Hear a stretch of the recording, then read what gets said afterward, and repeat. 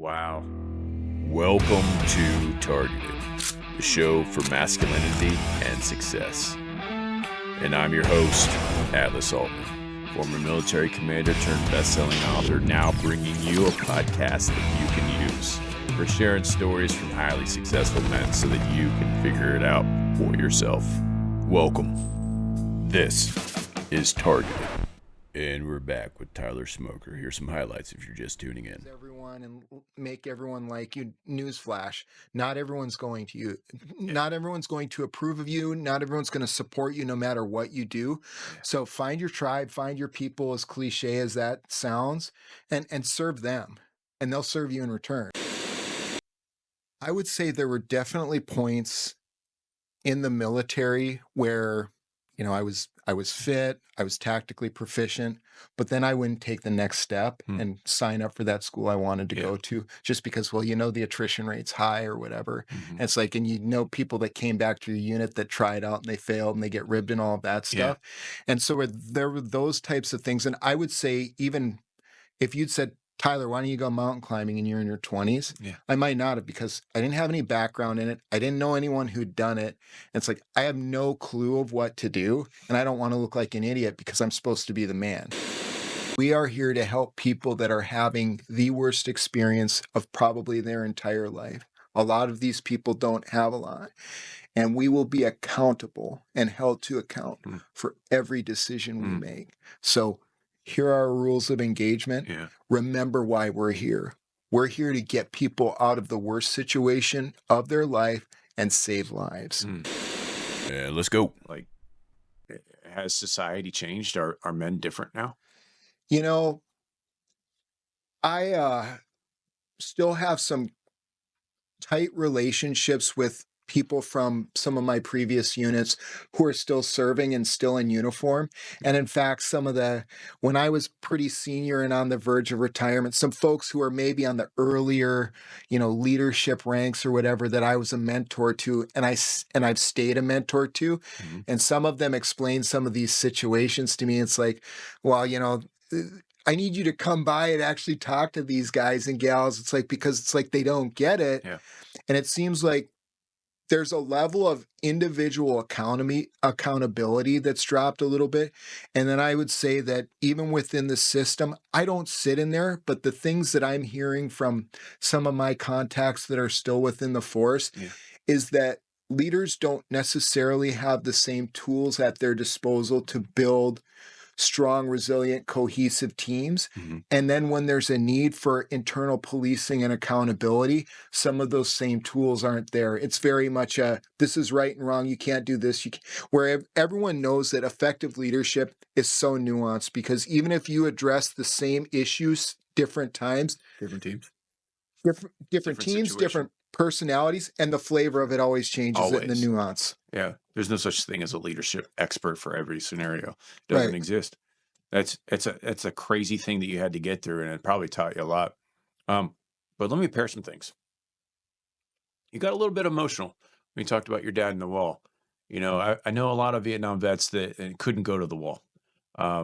So I know there's probably a strong connection where you talked to your dad about some of the same situations. Has there been a sit down between you and your dad and some of this stress that you've introduced to yourself through the service of others? So my dad is a hardworking farm guy, very Midwestern. So we keep a lot of things in. We keep our head down. We take care of our families. We do the work. We try and be upstanding in our community. But with a lot of that, it's kind of ingrained that we don't really take care of ourselves. It's all for when you're a man in a family unit, it's kind of all for everyone else, right? So he and I, we don't do long form, but we get our little moments where we can liken some things. And for me, that's enough. Like, I don't need to do a full data dump. But we'll have these situations come up and we can bounce, like, here's mine, here's yours. And we can laugh about some of the stupid shit that never changed, even over so many years. And then also the things that maybe did change. It's like, well, in my day, we didn't have that. It's like, that would have been nice to have that piece of kit or this or that. So, and that really happened. Not even early in my military career. Like I came in pre 9/11. I was the tail end of the Clinton years. I think as were you. Yep. And then of course, some folks decided to run some planes into some buildings and changed everybody's world. Yep. And our worlds especially changed after that. And so then after that, in Katrina, on the Korean border, going to Iraq, going to Afghanistan. And I feel like after that, my dad was like, yeah, all right. Yeah, I was seeing eye to eye. I had the same thing in Iraq. I got disposable cameras, and my grandpa was like, hey, if you ever kill anyone, you can send us back. I got a guy that will, develop the film. And I was like, Grandpa, one, I'm not going to kill anybody, hopefully, but two, I appreciate that. All of those things are classified though. We don't get to keep that stuff like you did. So the whole environment switched, but I became really close with my grandpa because of the experiences that I had to experience as a man. So fusing all that together, it built a different relationship with those that had served in either Cold War or war. And that's the question I was asking. It seems like you and your dad got really tight because of this struggle that you guys had to get through. Keep your head down. Don't talk about it. But I understand you seeing eye to eye. Right. You have aunts and uncles, and did they have something similar, like with their mindset where they're just keeping their heads down? Well, I think that's the whole upper Midwest, to be honest with you. Did they ever give you advice that was contrary to your dad's? Everyone's got a crazy uncle, by the way. I just want to throw that out.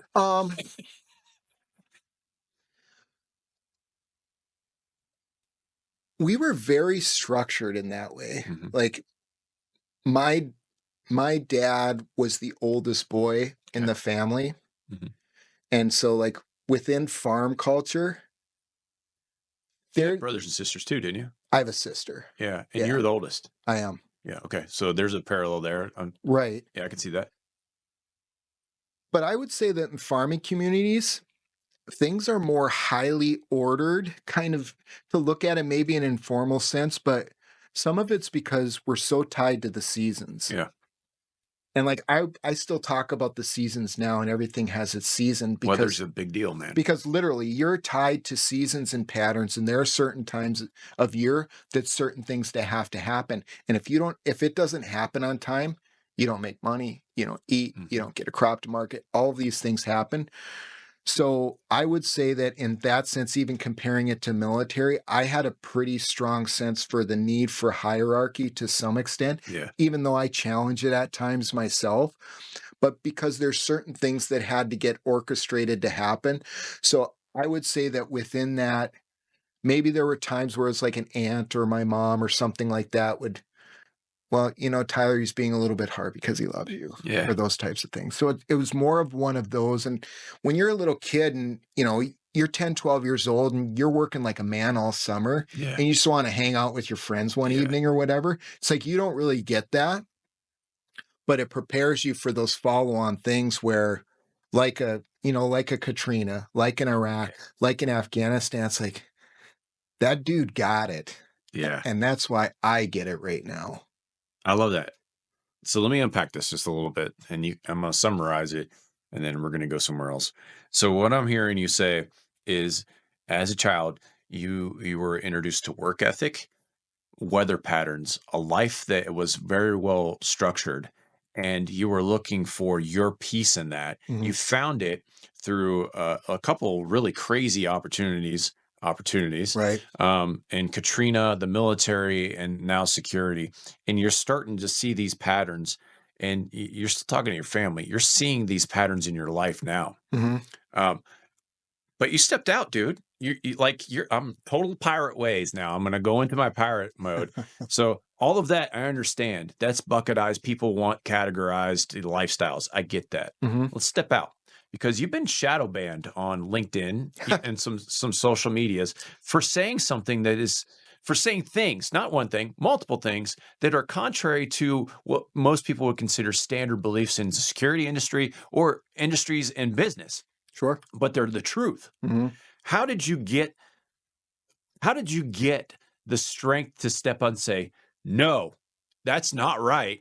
This is right. That's wrong. Let me point out some things and spotlight things that are not normally, spotlighted. They have dust on them. They're ugly. They're ugly babies. How did you get the strength to do that? What gave you that? So it was really two-part. The first part of it was I had the good fortune of being raised in a very pragmatic lifestyle. And Pragmatic. that stayed with me to where I look at things as there's a problem, identify the problem, what are the second, third order effects? How do you solve that problem? How do you go through your root cause analysis? Asking why until you get to the root of what happened. So there was that first element of it. So I had those practical tools on how to solve problems from being on the farm. Yeah. Going into combat engineering, which at its core is purely solving field problems. Yeah. And then on into corporate security. It's like, well, how do we keep our clients, employees, their assets, their reputations safe? So there's that element. Yeah. So I had the pragmatism, and really where I was able to start taking some cages a bit is when I started having those ego deaths. And I realized that, you know what, man, what's the worst that's going to happen? Yeah. Someone's not going to like me. Somebody's going to get upset. It's like, I'm going to make compelling arguments about the things that I've carefully assessed. I don't just throw stuff out there to upset people or be disruptive. Like on most of the things that I challenge and status quos that I challenge within the security industry, I've read the studies and I've done the math. And the thing is, in a lot of cases, even if someone else doesn't understand numbers, I do, and numbers don't lie. So here are the data points. Here's the actionable intelligence. And when you have actionable intelligence in the military, you know what you do? You execute. Yeah. So it's not, well, I don't want to do this because this guy likes this thing and he's 5 years from retirement. And I don't care about that. I care about solving problems. Either you're in it with me or you're not, and get out of the way. The leadership model that you displayed there is one of the things that just drew me in on your whole your current persona that I know took a lot of heat to the best steel is forged in the Still does. still, yeah, it's the best steel is forged in the fires of a dumpster fire, Right. and when you realize that that's just trash and you can burn it, Right. you can burn that ego just like the trash and come out with this giant truth sword, and you exposed a lot of things. What happened? How did you get back from the shadow ban? Because now I see your content is continuously, it's getting a lot of attention, a lot of good feels. How did you get back from that? I think I'm still about half, to be honest with you. So Fair. LinkedIn help if you hear this and you want to cut a brother some slack, please do. But I had to go through a process of arbitration essentially, where it's like I put in tickets. Yeah. Oh, well, it's these things and it's this can thing, it's like the algorithm's not that mysterious. It's like if I have and I even cut a bunch of followers, but it's like I've got like 17,000 followers. Here's my data. Here's what I've been doing. Here's what I'm doing. Here's my conversion rate. I know that this is an outlier and it's a delta. Well, can you send these things to us? So we send them to the execution team because I had stuff flagged as being harmful. Yeah. And I would even run tests like A/B tests to where I was putting out something that was so fluff virtue signaling that it couldn't offend anyone ever. Maybe it's content that I didn't want to hit the send button. I went out for a great walk today and we had a latte and we're in love.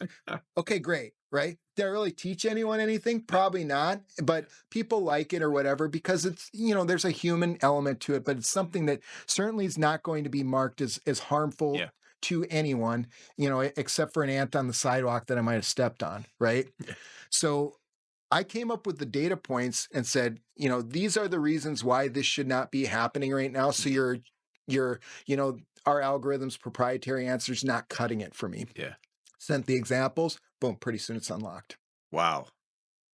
So But that just speaks to you as a man because you took action on something that you knew was not right, and then you started contacting people and saying, "Hey, look, I got to spotlight this." Again, that's total piracy, and like that action is not something a lot of people do. They would conform and be like, "Well, I guess I'm shadow banned," and like all that work that I put in to make sure that I'm getting the right people, the right information. I'm just gonna have to wait until that. No, you didn't do any of that.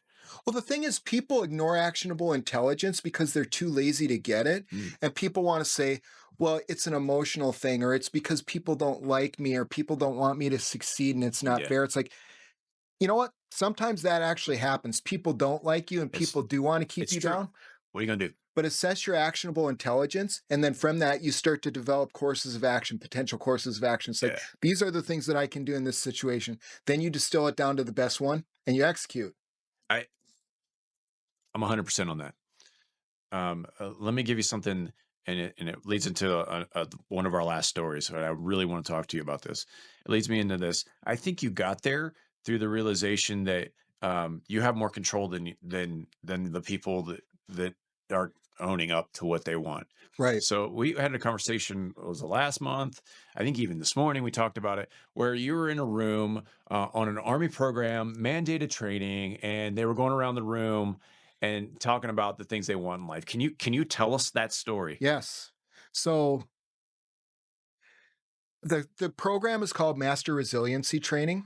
And I think there was a couple reasons that the Army had developed this program. So obviously there's a serious problem with service member and veteran suicide. And in fact, I lost a brother last Friday, Sorry to right? hear that, man. And so the point of this program is to help with getting people to be resilient and being more open about things so that when you really are in a jam and you're at that point where you can't sort it out yourself and you need to call on your brothers and sisters for Mhm. help, you're able to do that, right? Does it normalize it enough? No, because some people are still going to bottle it up and it's still a problem. But Mm. maybe for some, it helps. It's like, hey, bro, I'm really hurting right now. So that was one part of it. And then the other part of it, and I commend the Army on this, the Army has to structure things in a way so that it scales. So it takes some of the cool factor and fun out of it. Yeah, Like, only the Army can make jumping out of a helicopter or an airplane not fun, yeah. True. right?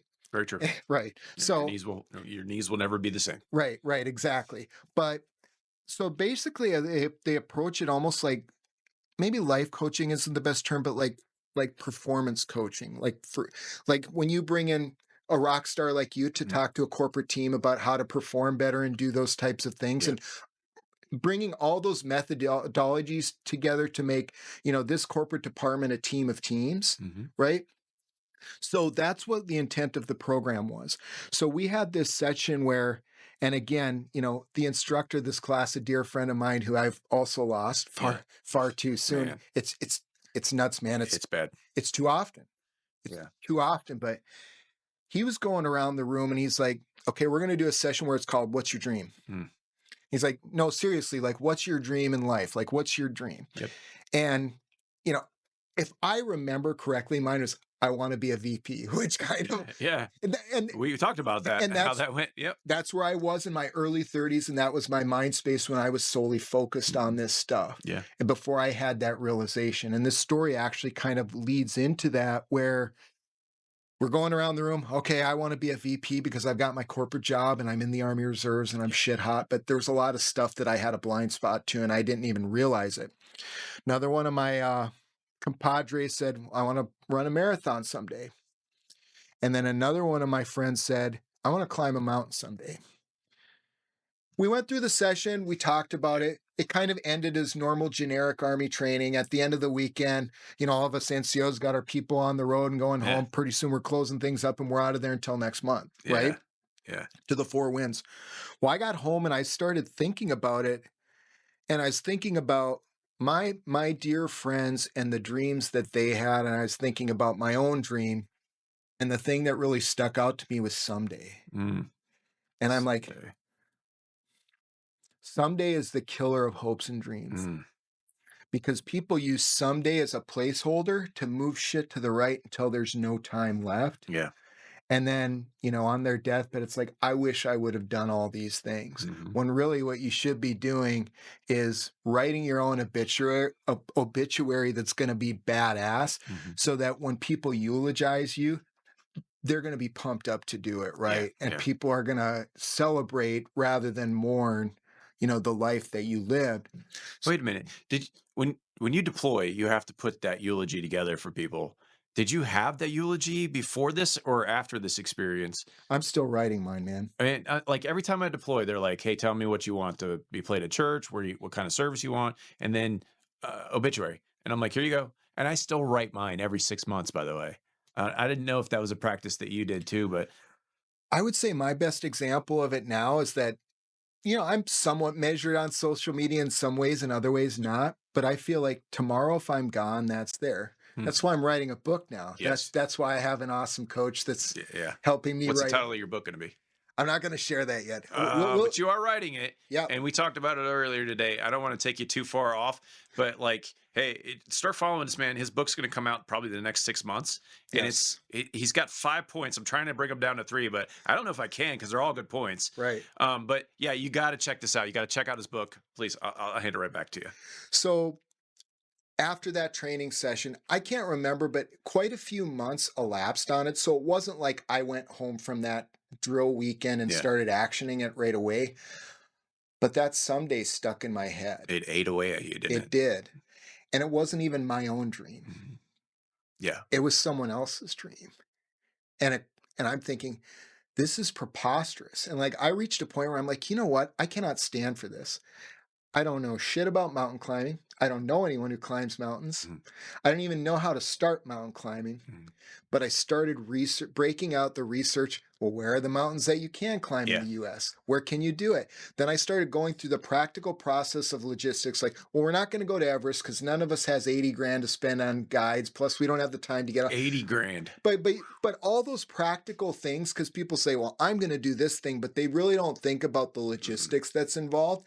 But that's where those some days happen is that people say, well, I'm going to climb Mount Everest, but maybe you don't have the means to do that. Maybe you don't have the cardio to do that. Maybe you don't have enough PTO days to do that. Maybe you'd Yeah. have to quit your job to do it. All of these different things. Yeah. So it's like that doesn't mean you can't have a dream. It's just like you need to get objective with your capacity, what means you have, and still make stuff happen because adventure's right outside the front door, man. Well, with Everest too, there's people that are dead on Everest, and those people probably didn't prepare correctly. So those kind of things are sticking in people's heads too. Whenever Right. they say, "I want to climb Everest one day," and then they're like, "Oh, there's dead people up there, so maybe not." And then the someday for for them is when. And like, tell me, how did you unpack that? What did you do? So I went because I was in the Army Engineers, I got introduced to formal project management early on in my career. So, yeah, the strategic planning process, military decision making Yep. process, troop leading procedures, all of those things are great for some things. Mhm. But because I was in the company of professional engineers who are engineer officers and watching them start to use project management methodology with like highly technical projects Yeah. where it's not Kentucky windage, we're going to do a raid on this building. It's like, no, this bridge has to not collapse when tanks are crossing it. Yeah. It's like that. It's huge. Yeah, it's a different skill set. But so I started getting indoctrinated with project management, and I would say if there's one methodology that only one methodology I could have for the rest of my life, that would be it, because I lay project management on top of everything, and I found that for me it's made it a competitive advantage and differentiator for me, especially when things get hard, because you can be Yeah. pragmatic and break things down and segment them out into milestones and Yeah. all those things. So that's what I did with we're going to climb a mountain someday. So fast forward, I'd gone through the project management process before I even introduced this to my friends. Mhm. I basically distilled it down to, and this is starting at square zero, not knowing anything about mountains or mountain climbing. Mhm. There's a peak in Colorado, second highest peak in the contiguous US, Mount Elbert, outside of Leadville, cool mountain town. Leadville's at 10,000 feet. You can go there, have some drinks, you can get acclimated. And then Mount Elbert is 14,000 and change. But in the continental US, not including Alaska, of course, which has some big boys, Yeah. but it is the second highest mountain in the country. Not only that, it's a beast of a day, but it's not super technical. Mm. So you don't have to have a lot of specialty gear. You don't have to have a lot of specialty training. You need to have a good sense of planning your timelines, making sure you have water, wearing some of the right clothes so you're Yeah. not getting cold, packing the right stuff, and then having a good level of physical fitness. So I'm like, well, this is something that we can do. Now, in a mountaineering circle, no one's ever going to say, oh, you're the guy that climbed Mount Elbert, Yeah. because a lot of people do it. But that's a huge deal for the second largest mountain. So yeah, Right. that's a big deal. Right. And especially for a bunch of guys from Minnesota and Wisconsin who never climbed anything in their whole life. Yeah. So we went through that planning process, and I obviously invited the one buddy who wanted to climb a mountain someday. Mhm. I also invited the guy who wanted to run a marathon someday. Mhm. And I invited another guy who just kind of worked out as far as availability. We put this plan together. We packed up the Subaru. We drove out. We had the Airbnb. We had the boys' trip. Mhm. And we ended up summiting Mount Albert. And yes, it was, we got the Gucci Yeah. summit pick. That's And, awesome. and, we got our cool guy picks and we're out here doing big stuff or whatever. But the thing that was most rewarding for me about that trip wasn't even summiting or having that view. It was being with my friends, but we're on the street, the main street in Leadville, Wild West type of town, Yeah. 10,000 feet. We're getting a burrito at, small cafe bar type of thing. And so we're out on the narrow sidewalk in the front patio, little round table, four full grown men kind of Yeah. standing there, and we're eating our burrito. And this buddy says to me, he goes, it's always been my dream to climb a mountain. And I said, no shit, that's why we're here. And he looked at me, and it's like, boom, Yeah. it hit him. And that was powerful. I think it was powerful for him. Yeah. How'd you feel though? I mean, bro, like you heard him, that you did it, you made it all happen. People spend thousands of dollars to make something like that happen, and then you had four men being men, doing man things, and Looking then out for each other. that's it.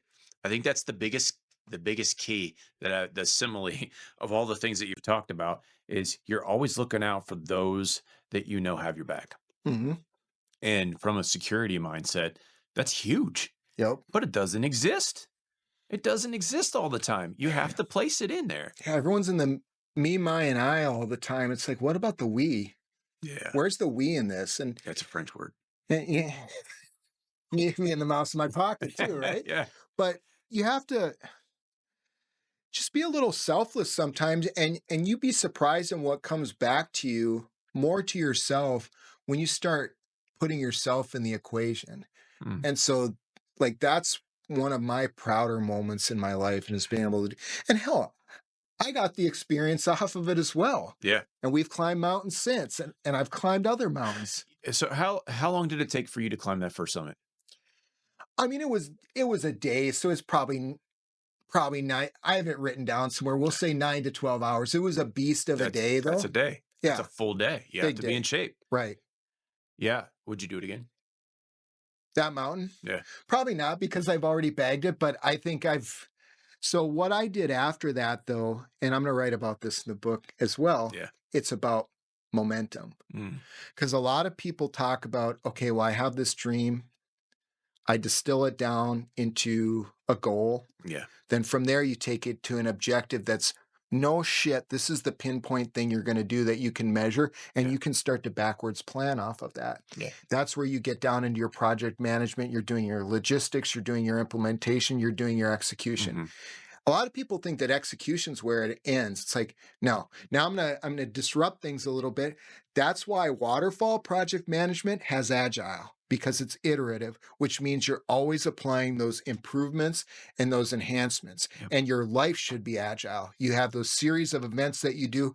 It's beginning to end, and this is what means success. But I found that when you approach your life through purely waterfall or being predictive. Yeah, waterfall, for those who may not be in the project management world, it's one after another. It's sequential. It goes in order, like you would see water falling. It would continuous, Agile is maybe It's a loop. little nuggets where you can get pieces in there. You can improve the waterfall. You can improve the linear. You can improve whatever project management style. It's a big jump up whenever you start going agile on anything. Yes. Please. Because that's where you're able to improve and enhance through iterations. Mhm. And I think so, even through people who have been high achievers but then fall off. And unfortunately, I see it happen sometimes with high achievers from the military, Yeah. where they reach that pinnacle. Mhm.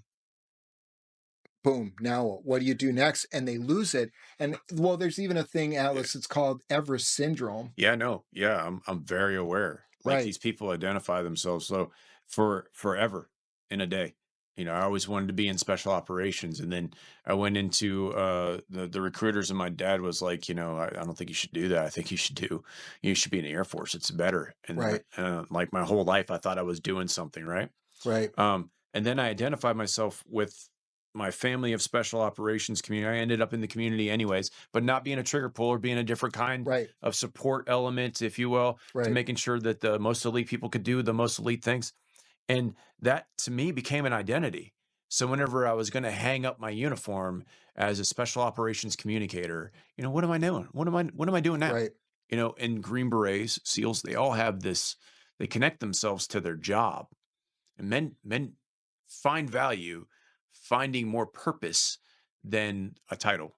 And I think that's where you're going with this. Yeah, absolutely. Yeah, with the Everest syndrome. So the thing is, okay, it's great that you have Everest, but like, because, I post about climbing mountains on social media. And like after that climb, I decided, well, shit, if I can do this and I can plan this thing out, why can't I climb the Yeah. 10 highest peaks in the contiguous US?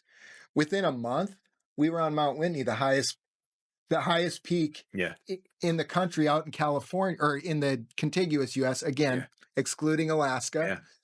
But a much bigger ball of wax to Mhm. tackle. And I've been on very technical mountains since then. Yeah. I've climbed 7 of them. The other 3 that I still need, I failed multiple times, Yeah. but it's still a work in progress, though. I don't think you failed. You've tried. It's attempts. It's a successful reconnaissance. I love it. Successful reconnaissance. You heard it first. Yeah. Love it.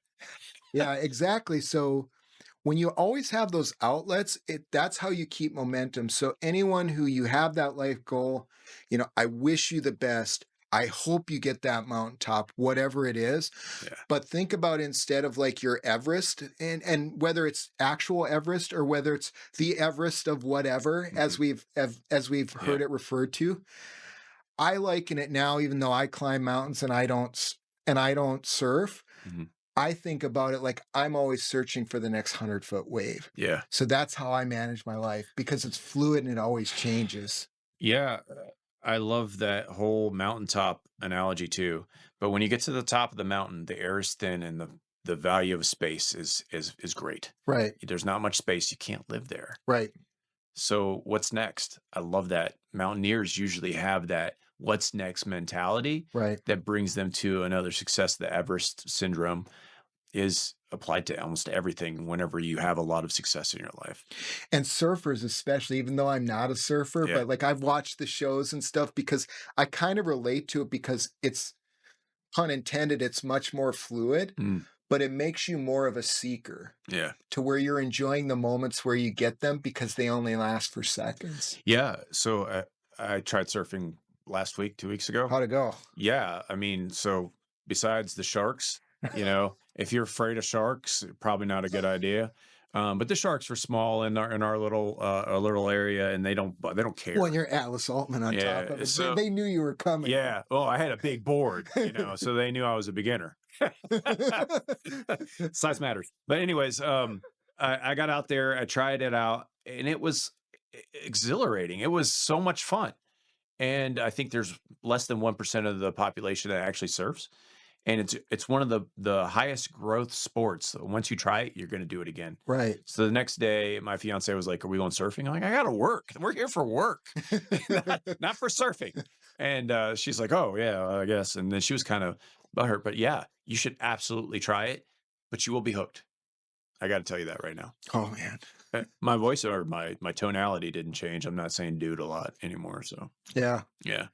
I always have to be careful with the hobbies, because again, I went from the point where I was pissed off because I was not getting a vice president Yeah. promotion to where I'm making dreams happen. Yeah. And I'm finding climbing and I'm gardening. I'm doing all these other things. Yeah. Now I have an opposite problem where I have to be a little bit selective and know when to say no on Yeah. certain things because I know that I want to take it all in now. Brought it right back, man. Saying no is a big deal for a man.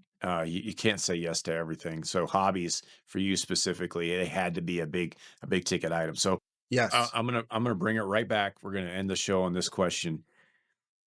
You're talking to a earlier version of you. How can you make that person more successful? What would you tell them? What are your nuggets of wisdom that you would give to a younger man to get to a higher position, that you really care? What would that be? Again, die the ego death early because when you screw up, people remember it for like a day. Yeah. Right. Pro athletes, right? You ever see a pro sit there and wallow that they didn't catch the pass or whatever the failure was? No, they just move on to the next. Get on to the next iteration. You're not on waterfall where there's a beginning and the end and now you're nothing. So just die the ego deaths early so that you're willing to try things, and then you just think about it in terms of iteration. And you have to do things that are important for you, and you have to set priorities, because if you're going to try and please everyone and make everyone like you, newsflash, not everyone's going to you. Not everyone's going to approve of you. Not everyone's going to support you no matter what you do. So find your tribe, find your people, as cliche as that sounds, and serve them, and they'll serve you in return. Yeah, your vibe is your tribe is the latest way I've heard that described. Yeah. Tyler, I've been looking forward to this for you don't know how long. Likewise, man. And you're just an amazing person in general. Since we've been talking and you're giving me these tips, and I've been able to think a lot more clearly. You boiled it down in the show. If you can figure out what your purpose is, and then kind of block out everything else and come back to, you can still have hobbies, do things, but come back to that purpose, you can blow up. Since we've been talking, I have a 13,000% increase in my LinkedIn engagement. So thank you for the clarity that you've been giving me.